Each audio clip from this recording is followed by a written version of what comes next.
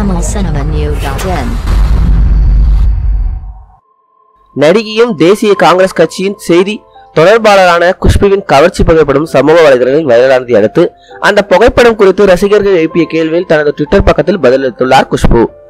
அந்த புகைப்படத்தை பதிவிட்டு, இது என்ன உங்களது தேர்நிலவு போது எடுக்கப்பட்ட புகைப்படமா அல்லது சுற்றுலாவுக்கு சென்ற போது எடுத்த புகைப்படமா என்று கேள்வி கேட்டனர். அதற்கு பதிலளித்துள்ள குஷ்பு, அது எனது தேர்நிலவு புகைப்படம் கிடையாது. எனது திரைப்படங்களில் நான் இது போன்ற ஆடை அணிந்தது கிடையாது. இது மார்பிங் செய்யப்பட்ட புகைப்படம் என பதிலளித்துள்ளார்.